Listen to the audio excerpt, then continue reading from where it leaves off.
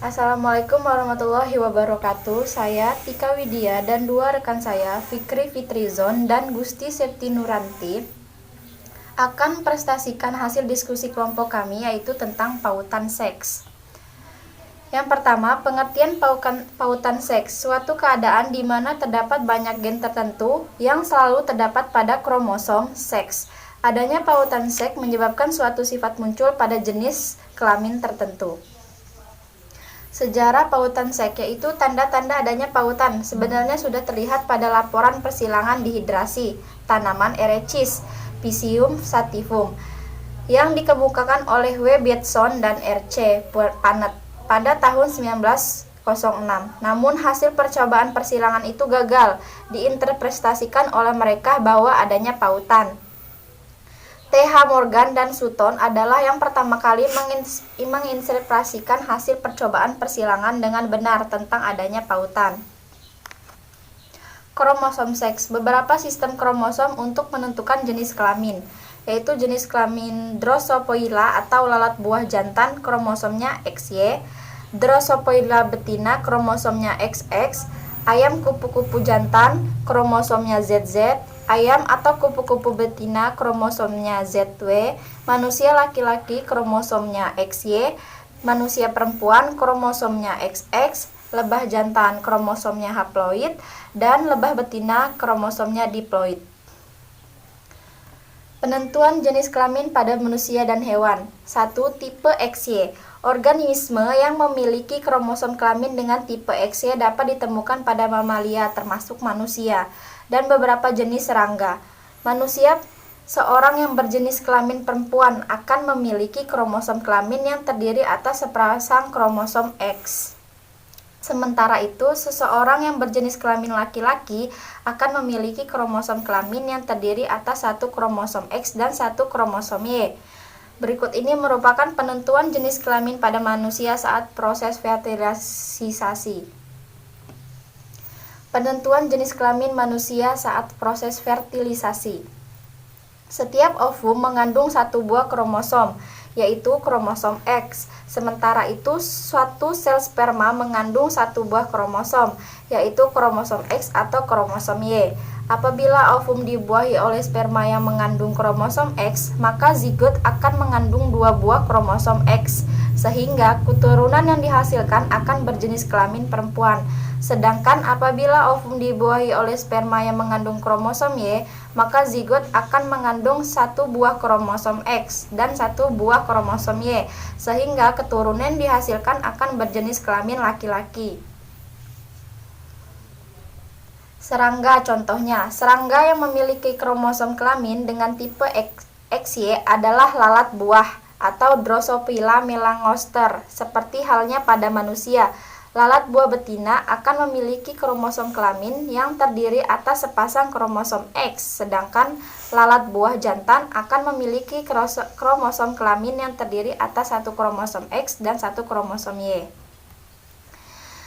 Contohnya, misal terdapat lalat buah dengan rumus kromosom 3AAXX. Jumlah kromosom X atau jumlah autosomnya 2/2 sama dengan 1. Jadi, lalat buah itu berjenis kelamin betina. Contoh 2, misalkan terdapat lalat buah dengan rumus kromosom 3AAXY.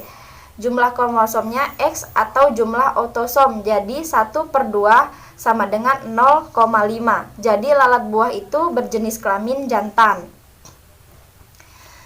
2. Tipe XO. Organisme yang memiliki jenis kelamin tipe ini dapat ditemui pada beberapa jenis serangga, seperti belalang dan kecoa. Hal ini karena pada belalang dan kecoa tidak dijumpai kromosom Y, sehingga penentu jenis kelaminnya menggunakan tipe XO. Belalang betina akan memiliki kromosom kelamin yang terdiri atas sepasang kromosom X dan belalang jantan akan memiliki kromosom kelamin yang terdiri atas satu kromosom X dan tidak memiliki kromosom Y. Tipe ZW. Organisme dengan jenis kelamin tipe ZW ditemui pada ikan unggas dan beberapa jenis reptil tertentu. Berlawanan dengan tipe XY, individu betina akan memiliki kromosom kelamin yang terdiri atas pasangan kromosom yang berbeda dan individu jantan akan memiliki kromosom kelamin yang terdiri atas pasangan kromosom yang sama. Tipe haploid. Diploid. Organisme dengan jenis kelamin bertipe haploid diploid dapat ditemukan pada serangga ordo Hyponeptera seperti semut dan lebah. Berikut ini merupakan contoh penentu jenis kelamin pada lebah madu. Jenis pautan seksnya. Ada dua jenis pautan seks, yaitu pautan X dan pautan Y. Apabila kedua kromosom kelamin X dan Y disejajarkan, maka dapat dilihat ada bagian yang homolog atau sama bentuk dan panjang dan bagian tidak homolog. Sekian presentasi dari saya, selanjutnya akan dilanjutkan kepada rekan saya. Saya Gusti Septi Nuraranti, saya akan melanjutkan presentasi dari rekan saya yang sebelumnya. Bagian kromosom kelamin manusia. Bagian dari kromosom X yang homolog dengan bagian kromosom Y. Bagian ini tidak panjang dan terletak gen-gen yang memperlihatkan rangkaian kelamin yang tidak sempurna. Bagian dari kromosom X yang tidak homolog tidak salah satu bagian dari kromosom Y. Bagian ini panjang sekali dan di sini terletak gen-gen yang memperlihatkan rangkaian kelamin sempurna, yaitu menunjukkan sifat rangkai kelamin seperti buta warna atau hemofilia. Gen-gen ini dinamakan dengan gen-gen rangkai X. Bagian kromosom Y yang tidak homolog dengan salah satu bagian kromosom X. Bagian ini pendek sekali dan terletak gen-gen yang dinamakan dengan gen-gen rangkai Y, seperti yang menyebabkan hipotrichosis. Gen tertaut pada kromosom. Gen tertaut adalah gen-gen yang terletak pada kromosom yang sama atau dalam satu pasang kromosom homolog. Gen pautan adalah gen-gen yang tertaut pada kromosom seks. Gen pautan seks. Gen pautan seks ada pada kromosom X dan Y. Gen pautan Y dapat diwariskan hanya oleh laki-laki, sebab memiliki genotip XY. Kromosom Y tidak ada pada perempuan. Gen pautan X dapat diwariskan pada laki-laki dan perempuan. Untuk sifat yang diberikan ada dua bentuk alel, satu dominan dan satu resesif. Sifat-sifat resesif pada kromosom X disajikan pada laki-laki. Laki-laki hanya berisi satu kromosom X dan tidak ada alel untuk sifat yang sama untuk menutupi ekspresi gen atau fenotip. Pada perempuan, jika kromosom X kedua berisi gen normal untuk sifat yang sama, maka fenotip ekspresi gen dapat ditutupi. Sifat tautan seks. Sifat tautan seks adalah karakter yang ditentukan oleh gen yang ada pada kromosom seks. Gen yang hadir dalam bentuk alternatif dikenal dengan alel. Salah satu alel masing-masing sifat diwariskan dari setiap orang tua. Sifat-sifat pautan seks seperti ciri-ciri dari autosom diturunkan dari orang tua kepada keturunannya melalui reproduksi seksual. Sifat pautan X. Karena kromosom X lebih besar dari kromosom Y, sebagian besar gen akan terkait seks pada kromosom X. Dalam sifat tautan X, alel yang resesif lebih sering diekspresikan pada laki-laki daripada perempuan, karena laki-laki hanya memiliki satu alel untuk gen pada kromosom X. Gen-gen yang terpaut pada kromosom X. Rangkaian kelamin pada lalat buah. Percobaan T.H. Morgan dengan lalat buah. Ia mendapatkan lalat berwarna putih yang mengalami mutan atau perubahan gen. Karena normal berwarna merah, pada lalat jantan mata putih disilangkan dengan betina mata merah.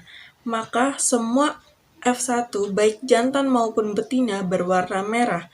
Tetapi jika F1 dikawinkan, maka F2 memperlihatkan perbandingan 3 merah. Satu putih menunjukkan merah dominan terhadap putih. Semua lalat F2 yang betina bermata merah dan setengah dari lalat jantan berwarna putih. Kesimpulannya, bahwa gen resesif hanya memperlihatkan pengaruh pada lalat jantan saja. Morgan berpendapat bahwa gen yang menentukan warna mata pada lalat terpaut pada kromosom X. Untuk rangkaian kelamin pada manusia dapat disebabkan oleh gen resesif dan gen dominan. Nah, untuk gen resesif misalnya pada buta warna yang dipengaruhi oleh gen resesif yang terpaut pada kromosom X. Perempuan buta warna mempunyai gen buta warna pada kedua kromosom X-nya. Jika hanya satu kromosom X yang mempunyai gen buta warna, maka sifat tersebut tidak muncul, melainkan wanita tersebut akan menjadi pembawa sifat atau karier untuk gen buta warna. Nah, sedangkan pada laki-laki yang hanya memiliki kromosom X, maka gen tersebut langsung dapat terekspresikan, sehingga penderita buta warna mayoritas adalah laki-laki. Nah, laki-laki dapat menderita buta warna jika ibunya merupakan penderita atau pembawa, sedangkan pada perempuan dapat menderita buta warna jika ibunya merupakan penderita atau pembawa disertai dengan ayah yang merupakan penderita buta warna. Kemudian contoh selanjutnya adalah hemofilia, di mana kelainan tubuh yang tidak dapat membentuk faktor pembekuan darah sehingga darah sukar membeku. Nah, hemofilia ini ditentukan oleh gen resesif H yang juga terpaut pada kromosom X. Nah, untuk alel dominan H adalah untuk faktor anti hemofilia. Untuk perkawinan antara wanita normal homozigot dengan laki-laki penderita hemofilia akan menghasilkan anak normal baik laki-laki maupun perempuan, walaupun anak perempuan tersebut akan ada yang sebagai pembawa dengan heterozigot, di mana mempunyai satu gen resesif. Nah, selanjutnya untuk laki-laki dapat menderita hemofilia jika ibunya merupakan penderita atau pembawa, sedangkan pada perempuan dapat menderita jika ibunya merupakan pembawa atau penderita disertai dengan ayah yang penderita hemofilia juga. Selanjutnya, untuk yang disebabkan oleh gen dominan. Nah, untuk gen dominan ini, penderita perempuan lebih banyak daripada laki-laki sebab sifat utama dari penurunan gen dominan terangkai pada kromosom X. Laki-laki pembawa gen dominan akan mewariskan gen-gennya kepada semua anak perempuan, tidak terhadap anak laki-laki. Contohnya pada gigi berwarna coklat ditentukan oleh gen dominan B dengan alelnya B yang normal. Apabila seorang wanita karier menikah dengan seorang pria penderita gigi coklat, maka seluruh anak perempuannya akan menjadi penderita, sedangkan untuk anak laki-lakinya akan normal. Selanjutnya, untuk rangkaian kelamin pada binatang menyusui. Misalnya, warna pada kucing, perkawinan antara kucing jantan berwarna hitam dengan kucing betina berwarna kuning akan menghasilkan anak kucing betina berwarna belang 3, yaitu berwarna hitam, kuning, dan putih, atau kucing kaliko dan kucing jantan berwarna kuning. Selanjutnya, untuk rangkaian kelamin pada ayam, warna bulu ayam, yaitu pada perkawinan antara ayam jantan berbulu polos dengan ayam betina berbulu garis-garis akan menghasilkan anak ayam jantan berbulu garis-garis dan anak ayam betina yang berbulu polos. Nampak cara mewariskan gen warna bulu ini secara bersilang. Selanjutnya, untuk gen-gen yang terpaut pada kromosom Y. Kromosom Y jauh lebih sedikit mengandung gen-gen karena lebih pendek ukurannya jika dibandingkan dengan kromosom X. Kromosom Y hanya dimiliki oleh laki-laki saja, sehingga gen yang ditentukan pada kromosom Y hanya diwariskan kepada laki-laki. Contohnya pada manusia adalah hipertrikosis, yaitu tumbuhnya rambut pada sekitar bagian tertentu di tepi daun telinga yang disebabkan oleh gen resesif H yang terpaut pada kromosom Y. Nah, perkawinan antara laki-laki hipertrikosis dengan perempuan normal akan mempunyai anak laki-laki yang semuanya akan menderita hipertrikosis, tetapi tidak ada anak perempuan yang mengalami tersebut, tidak dapat diturunkan sifat tersebut hanya kepada laki-laki saja. Selanjutnya, gen-gen yang pengaruhnya terbatas pada jenis kelamin. Pada laki-laki dan perempuan dewasa akan muncul tanda-tanda kelamin sekunder yang dipengaruhi oleh hormon kelamin. Kegiatan hormon tersebut dipengaruhi oleh gen-gen yang ekspresinya terbatas pada salah satu jenis kelamin. Nah, ada beberapa sifat keturunan yang dipengaruhi oleh gen-gen semacam itu. Misalnya warna pada kupu-kupu semanggi. Contohnya, kupu-kupu jantan selalu berwarna kuning, tetapi betina dapat berwarna kuning dan putih. Warna putih dominan, tetapi hanya memperlihatkan diri pada kupu-kupu betina saja, sebab gen dominan P merupakan gen warna putih dan diekspresikan pada betina saja, sementara P yang resesif merupakan gen berwarna kuning. Selanjutnya, gen-gen yang dipengaruhi oleh jenis kelamin. Biasanya gen dominan akan memperlihatkan pengaruhnya pada individu jantan atau betina, baru pada keadaan homozigot resesif, pengaruh dominan tidak akan muncul sebagai fenotip. Ada gen-gen yang dominansinya tergantung pada jenis kelamin individu, misalnya kepala botak dan panjang jari telunjuk terhadap jari manis. Nah, untuk kepala botak merupakan faktor keturunan yang disebabkan oleh gen yang terdapat pada kromosom kelamin, seperti halnya pada buta warna. Akan tetapi, nyatanya bahwa ayah yang botak dapat mewariskan anak laki-laki yang botak. Dugaan tersebut tidak dapat dibenarkan karena jika gen kepala botak tersebut terpaut pada kromosom X, maka tidak mungkin ayah dan anak laki-laki memiliki sifat yang sama. Dan jika gen kepala botak tersebut tertaut pada kromosom Y, maka tidak tepat juga. Nyatanya ada perempuan yang berkepala botak.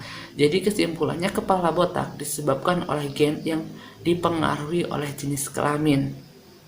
Contoh kedua yaitu adalah panjang jari telunjuk terhadap jari manis, di mana jari telunjuk pendek disebabkan oleh gen dominan pada laki-laki, sementara pada perempuan disebabkan oleh gen resesif.